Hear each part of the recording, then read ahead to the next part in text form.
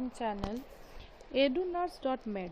I am Joyita Sinha and I am going to discuss about anatomy and physiology of blood. What is blood? Blood is a connective tissue composed of plasma, serum protein, blood cells like RBCs, WBCs and platelets. But in medical term, we don't say RBCs, WBCs and platelets. RBC is also known as erythrocytes, WBC is also known as leukocytes and platelets is also known as thrombocytes. Let's discuss about erythrocytes, yani RBCs. RBCs. It is a disc type shape disc type का है and diameter is approximately 6.2 to 8.2 micron और उसकी जो thickness है वो 2 to 2.5 micron है. ये centre से थिन होता है और आउटर से ये मिनिमम थिक होता है. तो आपको पता है ये ब्लड सेल्स कहाँ ये प्रोड्यूस होता है हमारे बॉडी में. हमारे बॉडी में ब्लड सेल्स बोन मैरो से प्रोड्यूस होता है. तो ये बोन मैरो कहाँ पे है? ये बोन मैरो हमारे फीमर बोन पे है और भी बहुत सारे जगह है लेकिन मेन है हमारा बोन मैरो. तो बोन मैरो वो हमारे फीमर बोन में है. तो फीमर बोन में बोन मैरो है, उसके अंदर स्टेम सेल्स है. यही स्टेम सेल्स प्रोड्यूस करते हैं आरबीसीज. तो हम लास्ट वाला पैराग्राफ पढ़ते हैं. Human red blood cells are produce through a process named erythropoiesis. यानी ये एरिथ्रोपोइसिस एक मैं इसको डिफाइन करती हूँ कि हमारे किडनी से एक हार्मोन निकलती है जिसका नाम है एरिथ्रोपोएटिन हार्मोन. तो वो बोन मैरो में स्टेम सेल्स में जाके वो रिलीज होती है और स्टेम सेल्स हमारे इसी हार्मोन के हेल्प से आरबीसीज प्रोड्यूस करते हैं in about every 7 days, means about 7 days. तो ये 7 days में हमारे आरबीसीज प्रोड्यूस करते हैं. तो इसी प्रोसेस को बोलते हैं एरिथ्रोपोइसिस. ये आपके एग्ज़ाम में आता है, हर टाइम एग्ज़ाम में आता है और ये ऑब्जेक्टिव टाइप क्वेश्चंस भी आता है और fill in the blanks questions में भी आता है. तो ये जो मैच्योर्ड सेल्स है, ये आपका जो मैच्योर्ड सेल्स मैं आपको दिखा रही हूँ हाईलाइट करके. तो ये जो मैच्योर्ड सेल्स हमारे बॉडी में ऑलरेडी है. तो जो अगर न्यू ब्लड सेल्स फॉर्म हो रही है तो पहले से जो मैच्योर्ड सेल्स है उसको तो कहीं जाना पड़ेगा. तो वो क्या होता है कि वो डिस्ट्रॉय हो जाता है इन अबाउट 100 to 120 days. और 100 to 120 days के बाद हमारे बॉडी में एक ऑर्गन है जिसका नाम है स्प्लीन. ये जो कि मैं आपको डाइजेस्टिव सिस्टम में बताऊंगी कि ये ऑर्गन्स के functions and anatomy and physiology में आपको बाद में बताऊंगी. तो ये 100 to 120 days के बाद इसमें जमा हो जाते हैं. तो इन्फेंट में अबाउट 8 to 90 days लगता है कि ये मैच्योर होने में, मीन्स डिस्ट्रॉय होने में. तो ये आरबीसीज क्या है हमारे बॉडी में. तो ये इसको क्यों आरबीसी बोलते हैं? आरबीसी यानी रेड ब्लड सेल्स. इसको रेड इसलिए बोलते हैं क्योंकि ये आरबीसी रेड ब्लड सेल्स है वो हमारे बॉडी में उसके अंदर हीमोग्लोबिन है. हीमोग्लोबिन यानी हीम और ग्लोबिन. हीम यानी आयरन, ग्लोबिन यानी प्रोटीन. ये दोनों का मिक्सचर को बोलते हैं हीमोग्लोबिन. तो ये हमारे बॉडी में इसलिए एसेंशियल है क्योंकि ये oxygen and carbon dioxide carry करती है. तो ये बहुत इंपॉर्टेंट है क्योंकि इसमें हीम है यानी आयरन है, ग्लोबिन यानी प्रोटीन है और ये carbon dioxide waste material plus ये ऑक्सीजन भी कैरी करती है. तो हमारे ब्लड में और क्या क्या कंपोनेंट्स है जो कैरी होती है, यानी हार्मोन्स कैरी होती है. आरबीसीज में हीमोग्लोबिन कैरी होती है एंड हमारे वेस्ट प्रोडक्ट्स भी कैरी होते हैं जैसे यूरिया, क्रिएटिनिन, ये सब भी कैरी होती है.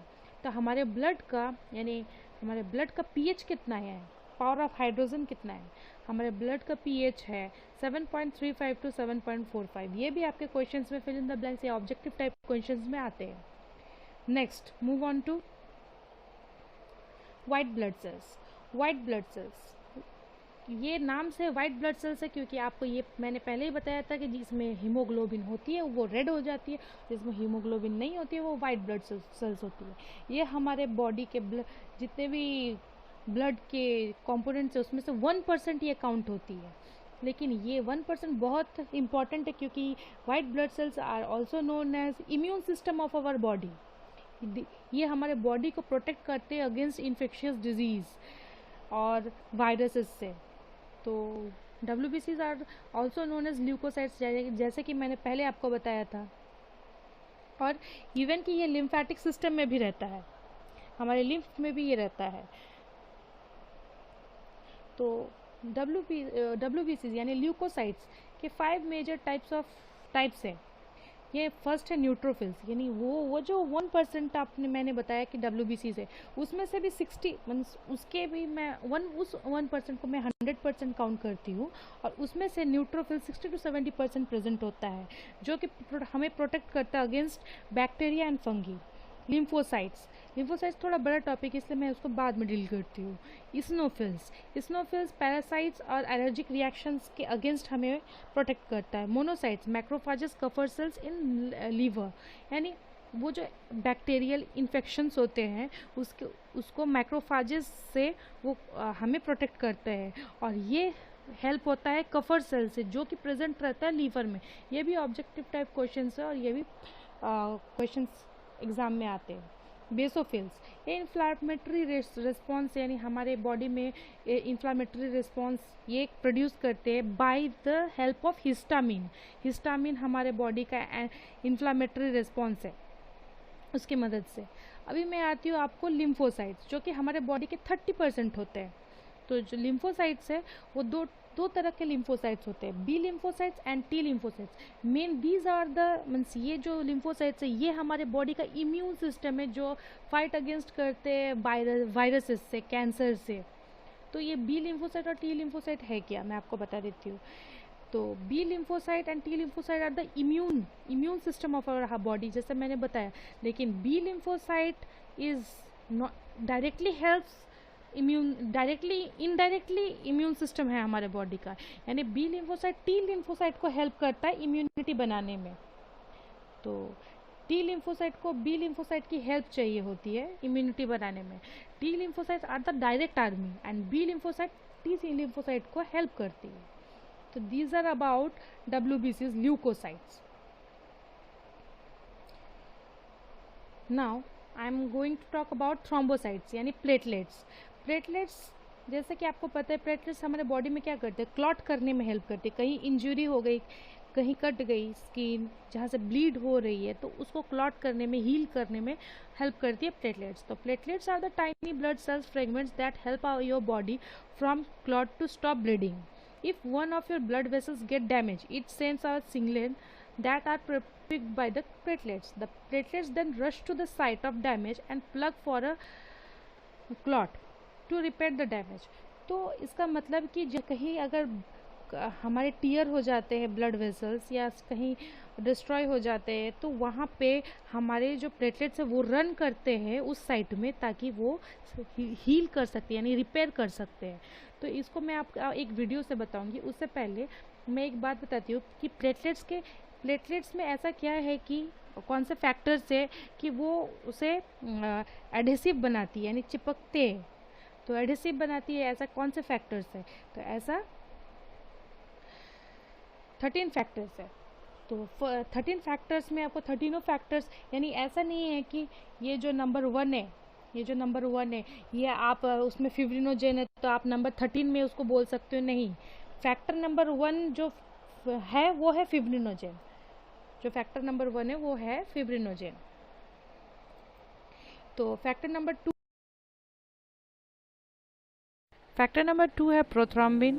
फैक्टर नंबर 3 है टिश्यू फैक्टर यानी टिश्यू थ्रोम्बोप्लास्टिन। फैक्टर नंबर 4 है कैल्शियम। और ये आपके ऑब्जेक्टिव टाइप क्वेश्चंस में आता है कि कौन सा ऐसा मिनरल है क्लॉटिंग फैक्टर में जो क्लॉट करने में हेल्प करती है, वो है कैल्शियम। फैक्टर नंबर 5 है प्रोएक्सिलरीन। फैक्टर नंबर 6 है अनअसाइंड। फैक्टर नंबर 7 है स्टेबल फैक्टर और प्रोकॉन्वर्टीन। फैक्टर नंबर 8 है anti haemophilic factor. Factor number 9 है प्लाज्मा प्रोथ्रोम्बोप्लास्टिन और क्रिसमस फैक्टर भी बोल सकते हैं। फैक्टर नंबर 10 है Stuart power factor. Factor number 11 है plasma prothromboplastin antecedent. Factor number 12 है हेगमेन फैक्टर। फैक्टर नंबर 13 है फिब्रिन स्टेबलाइजिंग फैक्टर। तो ये जो आपके 13 फैक्टर थे ये आपको याद रखने हैं, स्पेशली फैक्टर नंबर 4 जो कैल्शियम है, जो इसके रीज़न मैंने आपको बताया।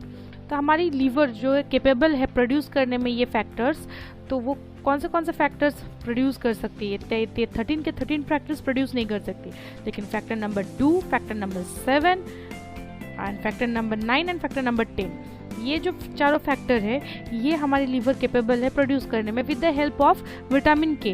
बट विटामिन के हमारे बॉडी में नहीं होती है, वो हमें आउटसोर्स लेना पड़ता है, यानी जो ग्रीन लीफी वेजिटेबल्स होते हैं, जैसे आप पता है आपको स्पिनच वगैरह, तो उससे आपको विटामिन के मिल जाता है। उस विटामिन के हेल्प से लीवर फैक्टर नंबर 2, 7, 9 एंड 10 ये प्रोड्यूस कर सकती है। और इसकी डेफिशिएंसी से ये हीमोफीलिया एक आपके इसमें एक डिजीज़ होता है वो होती है। और ब्लड में यानी आरबीसीज में एक ऐसा है इंग्रेडिएंट नहीं है, यानी जो न्यूक्लियस बोलते हैं वो न्यूक्लियस नहीं होता है। एक पूरा बॉडी में एक ऐसा ही कनेक्टिव टिश्यू या सेल्स है जिसमें न्यूक्लियस नहीं होता। अगर न्यूक्लियस प्रेजेंट हुआ तो उसको उस डिजीज का नाम हो जाता है एनीमिया। नेक्स्ट हम आते हैं आपको एक वीडियो, मैंने बताया था कि आपको एक वीडियो दिखाने वाले हैं, जिस वीडियो की मदद से आपको ये क्लॉटिंग फैक्टर समझने में कि ये क्लॉट कैसे करती है ये आपको हेल्प हो जाएगी।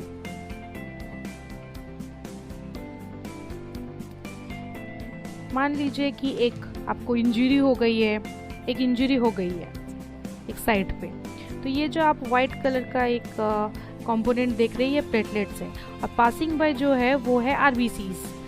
ये आपने जो देखा ये पिंक कलर के ये प्रोथ्रोम्बिन है, जो कि मैंने आपको क्लॉटिंग फैक्टर में बताया था कि one of the clotting factor है। तो ये रिसेप्टर से जाके जुड़ जाता है, तो ये रिसेप्टर से जाके जुड़ जाता है, जिसकी वजह से ये स्प्रेड हो सकता है और एडहेसिव बन सकता है ये प्लेटलेट्स, ये प्रोथ्रोम्बिन की वजह से। और पासिंग बाय जो प्लेटलेट्स है वो उससे एडहेसिव बन जाते हैं।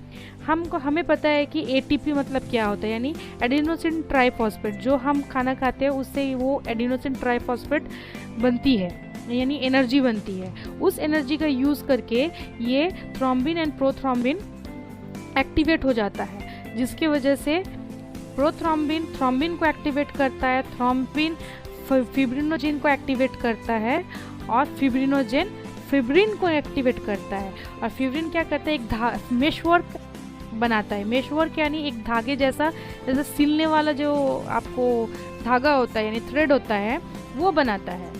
तो ये इस तरह से ये हील धीरे धीरे हील होने लगता है, ये एडेसिव कंपोनेंट की वजह से, जो कि प्रोथ्रोम्बिन एंड थ्रोम्बिन की वजह से आती है ये एडेसिव फैक्टर। फिर आप देखिएगा कि ये प्रोथ्रोम्बिन एंड थ्रोम्बिन ये फिब्रिन बनाएंगे, और आप जैसा देखेंगे अभी कि ये देखिए यहाँ पे थ्रेड लाइक स्ट्रक्चर्स प्रोड्यूस हो रहे हैं, जैसा कि आप देख रहे हैं यहाँ पे थ्रेड लाइक, इसको ये फिब्रिन करता है। और ये फिब्रिन को कौन एक्टिवेट करता है, थ्रोम्बिन एक्टिवेट करता है। इसकी वजह से ये हील होने लगती है, ये जो इंजरी है वो हील होने लगती है।